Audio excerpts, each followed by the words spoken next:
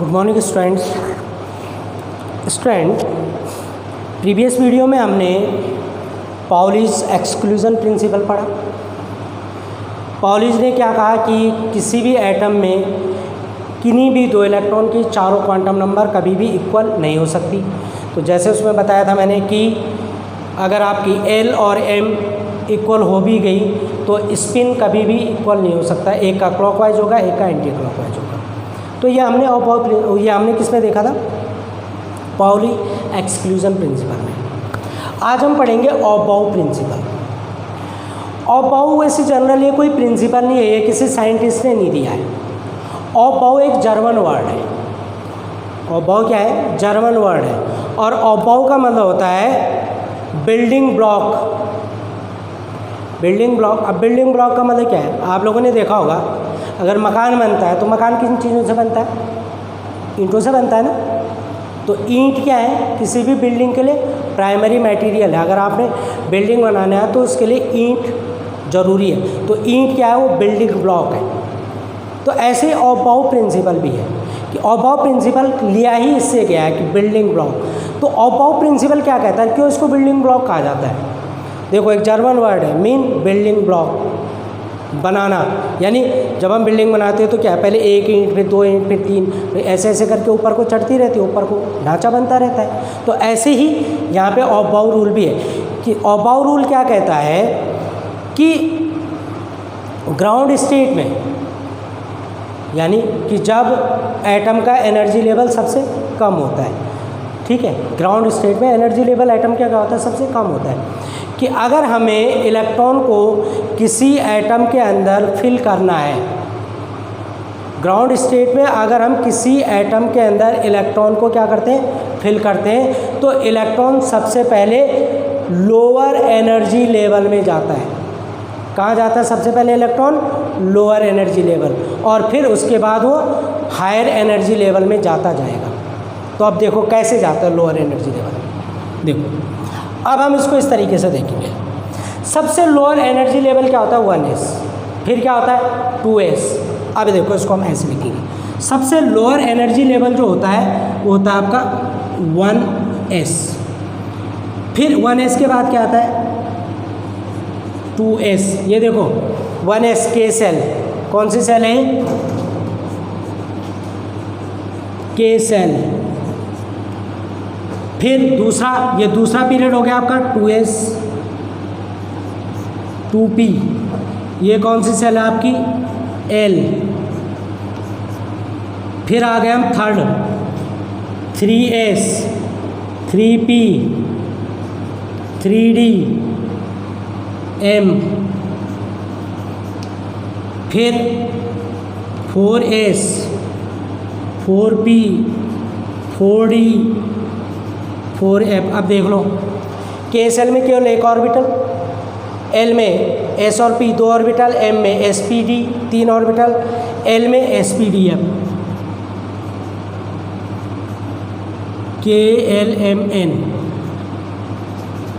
Then O P Q क्या आ जाएगा? 5s, 5p, 5d, 5f। Orbital क्या होती है? 4 ही होती है, एस पी डी एफ। फिर 6s, 6p, 6d, 6f, फिर 7s, 7p। अब एनर्जी लेवल कैसे फिल किया जाता है? सबसे पहले इलेक्ट्रॉन कहाँ जाएगा? 1s में। 1s के बाद इलेक्ट्रॉन कहाँ आएगा? 2s में। ध्यान दो, हाँ, इलेक्ट्रॉन कहाँ गया? 1s, उसके बाद 2s, 2s के बाद कहाँ जाएगा? 2p में, 2p के बाद कहाँ जाएगा? 3s में, 3s के बाद कहाँ जाएगा? ये देखो 3p में। कहाँ गया? अबे 3p के बाद 3d में नहीं जाता, क्योंकि 3d का एनर्जी लेवल 4s से ज़्यादा होता है। ध्यान देना, इसको भी अभी एक्सप्लेन किया जाएगा। 3p के बाद इलेक्ट्रॉन कहाँ जाता है? 4s में। 4s के बाद इलेक्ट्रॉन कहाँ जाता है? 3d में। 3d के बाद 4p में, 4p के बाद 5s में, 5s के बाद इलेक्ट्रॉन कहाँ आता है? ये देखो 4d में, देखो एफ में अभी इलेक्ट्रॉन कहीं नहीं गया, फिर 5p में, 5p के बाद फिर 6s में, और अब देखो 6s के बाद इलेक्ट्रॉन कहाँ जाता है, ये देखो 4f में, कहाँ 6s के बाद, फिर 5d, फिर 6p, फिर 7s, 7s के बाद 7p, then 6d, then 5f।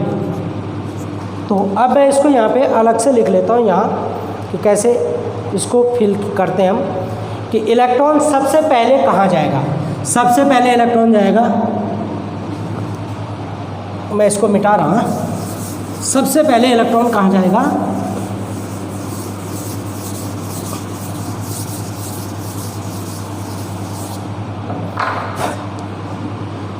One S में, फिर कहाँ जाएगा 2s, फिर 2p, फिर 3s, फिर 3p, फिर अब 3d में नहीं जाएगा कि जबकि 3p के बाद 3d आता है, लेकिन 3d का एनर्जी लेवल p से s से ज़्यादा होता है, तो इलेक्ट्रॉन कहाँ जाता है 4s में, 4s के बाद आता है 3d में, ठीक है।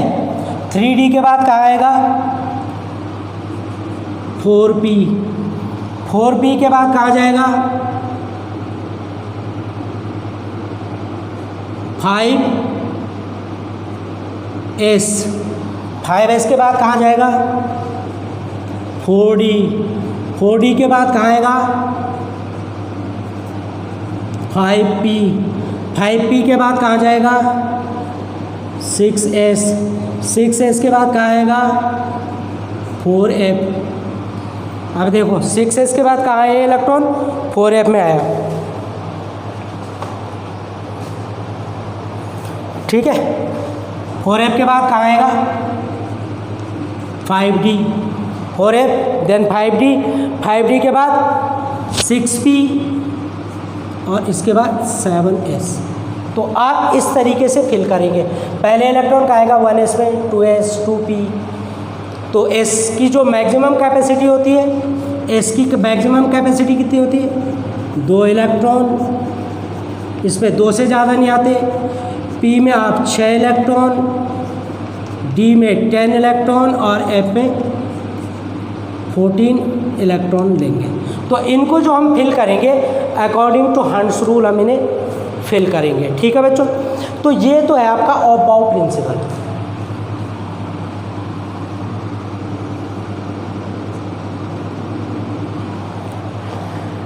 तो ऑफ-बाउ प्रिंसिपल के अकॉर्डिंग इलेक्ट्रॉन सबसे पहले वहाँ जाता है जिसका एनर्जी लेवल क्या होता है सबसे कम होता है, और फिर उसके बाद धीरे धीरे धीरे धीरे ये आगे बढ़ता जाता है, ठीक। इसी में अगर हम इलेक्ट्रॉन को फिल करें तो यहाँ पे इलेक्ट्रॉन को फिलिंग करने के लिए जो रूल आता है वो आता है हंड्स रूल। तो हंड्स रूल के अकॉर्डिंग हम इसको फिल करते हैं, HUNDS हंड्स रूल। अब देखो हंड्स रूल के अकॉर्डिंग हम कैसे फिल करेंगे। मैंने आपको बताया S में मैक्सिमम 2 इलेक्ट्रॉन, P में 6, D में 10, F में 14। अब मैं शुरुआत से कर रहा, मैं हाइड्रोजन से ले रहा, हाइड्रोजन एटॉमिक नंबर 1। अब हम sp-df फॉर्मेशन करेंगे, KLMN नहीं करेंगे, sp-df। तो कैसे 1s 2s इसका अकॉर्डिंग चलेंगे। हाइड्रोजन का एटॉमिक नंबर 1 होता है, तो इसका इलेक्ट्रॉनिक कॉन्फ़िगरेशन क्या होगा, electronic configuration.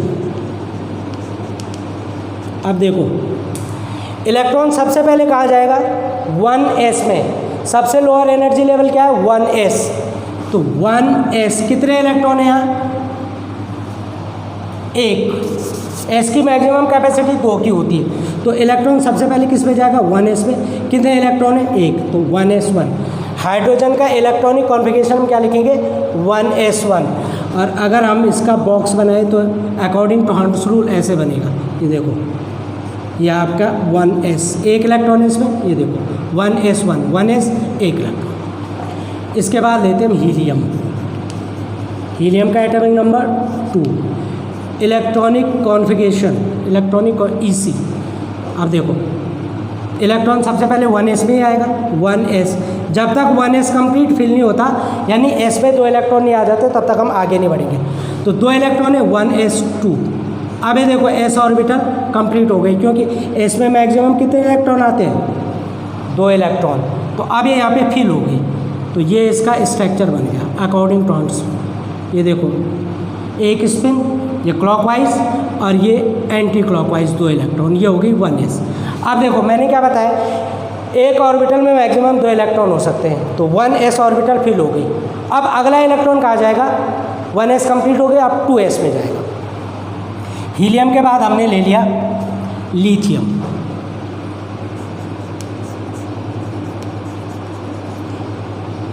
Atomic number 3। Electronic configuration. अब देखो सबसे पहले इलेक्ट्रॉन कहाँ जाएगा, लोअर एनर्जी लेवल यानी 1s में जाएगा। सबसे पहले 1s भरेगा, 1s2, 2 इलेक्ट्रॉन, क्योंकि 3 है तो सबसे पहले 2 इलेक्ट्रॉन 1s में भर दिया आपने, 1s2।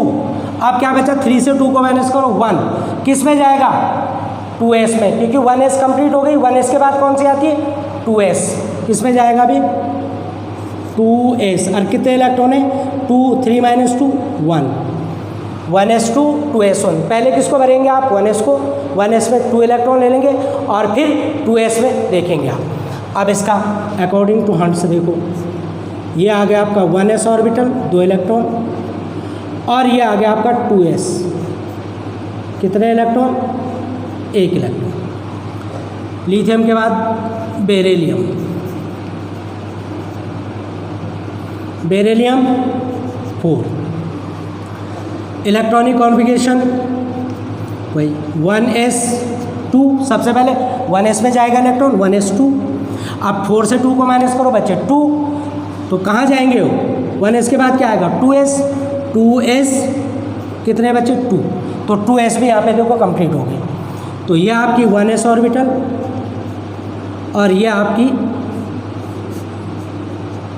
2s orbital, 1s 2s complete हो गई। अब देखो 1s भी कंप्लीट, 2s भी कंप्लीट। अब 2s के बाद क्या आएगा, 2p। सबसे पहले हम किसको भरेंगे, 1s को भरेंगे, फिर हम किसको भरेंगे, मैं यहाँ पे लिख भी देता हूँ इसे। सबसे पहले हम किसे भरेंगे, 1s, फिर हम भरेंगे 2s, फिर भरेंगे 2p, फिर भरेंगे 3s, फिर 3p, फिर 4s, फिर 3d, 3d के बाद 4p, 4p के बाद 4p आ गया, 4s, 5s, 4d, 4p, sorry 5p, 6s, 4f, 6s के बाद क्या भरा जाता है, 4f, 4f के बाद 5d,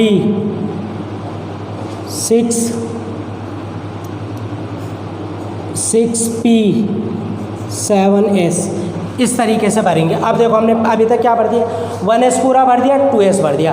अब हम 2p पे आएंगे। अब देखो 2p पे हम कैसे आएंगे,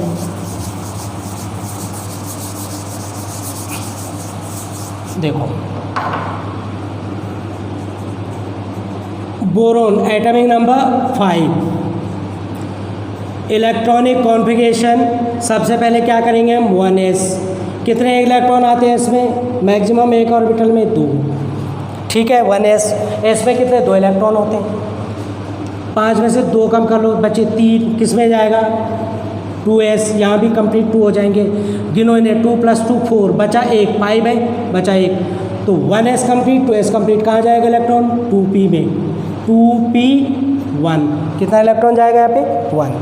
ऐसे ही बोरोन के बाद carbon, atomic number 6। Electronic configuration same वही, 1s2, 2s2, 2p, 2 और 2 4 2 6। इलेक्ट्रॉनिक कॉन्फ़िगरेशन जब आप बनाएंगे, बॉक्स 2 इलेक्ट्रॉन, 2s के 2 इलेक्ट्रॉन। और देखो p की मैंने आपको क्या बताई, 3 ऑर्बिटल होती हैं, px, py और pz। यहाँ पे भी हम यही करेंगे, ये 1s,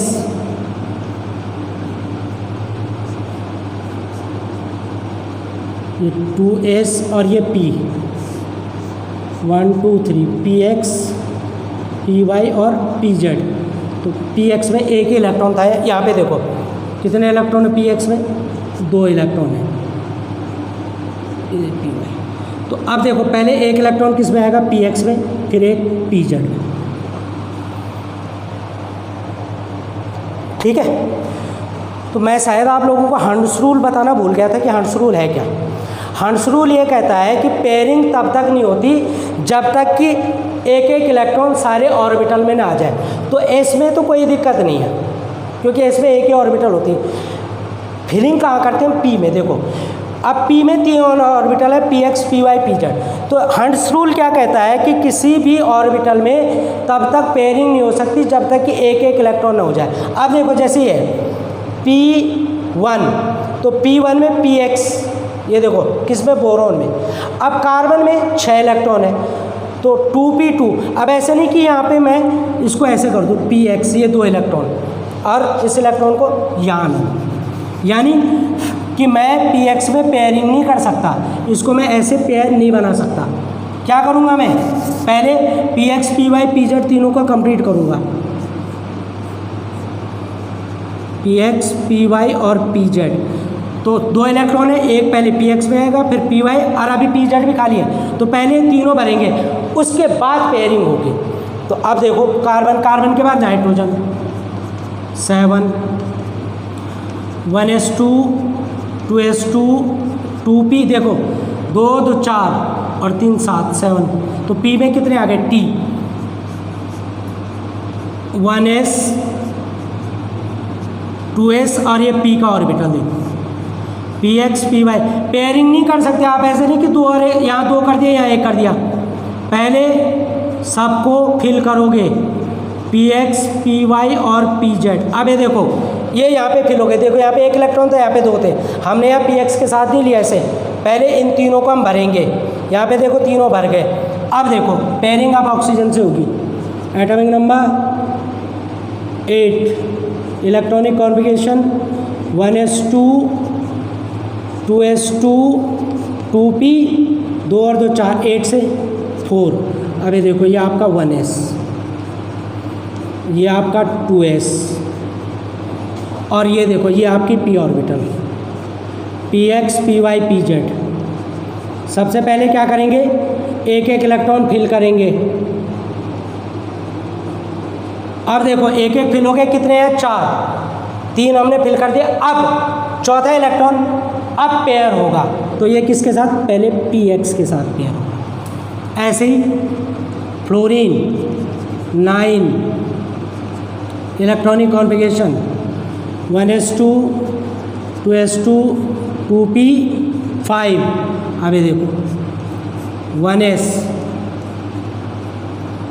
दैट इज 2s,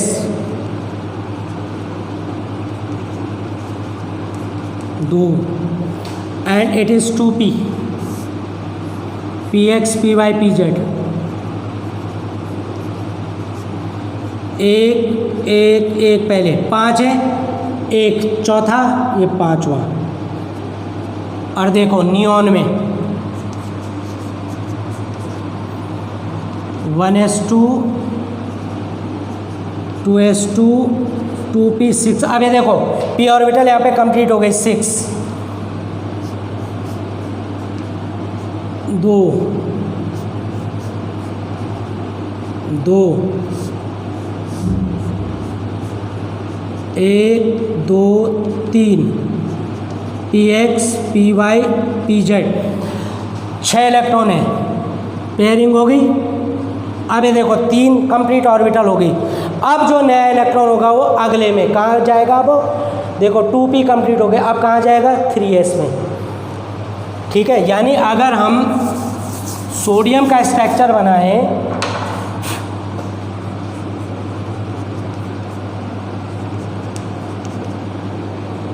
क्या हो जाएगा 1s2 2s2 11 4 आ गए, फिर क्या आएगा 2p 6 2 2 4 6 10 1 बच गया, कहाँ जाएगा 3s।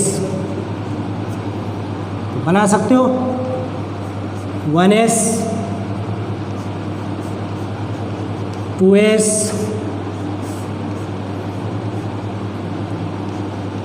2x py pz 1 2 3 4 5 6 और ये 3s। तो इस तरीके से आप कंप्लीट। जब आर्गन आएगा आर्गन पे 3p6 हो जाएगा। पोटेशियम जहाँ किया आएगा एटॉमिक नंबर 19, वहाँ पे क्या लिखेंगे 4s1, कैल्शियम 4s2। जब स्कैंडियम में आएंगे तो तब आएगा आपका 3d। समझ रहे? तो ये स्ट्रक्चर कोशिश करना, नहीं आएंगे तो मैं तो खैर बताऊंगा आपको। तो हर्ट्ज रूल क्या कहता है कि पेयरिंग इलेक्ट्रॉन की तब तक नहीं हो सकती जब तक कि कंप्लीट एक एक इलेक्ट्रॉन पर्टिकुलर ऑर्बिटल में ना आ जाए। तो किसी भी एटम में या किसी भी ऑर्बिटल में पेयरिंग तब तक नहीं होती जब तक कि उस ऑर्बिटल में, सब सेल के ऑर्बिटल में एक एक इलेक्ट्रॉन ना आ जाए। ठीक है बच्चों? Okay, till then good bye.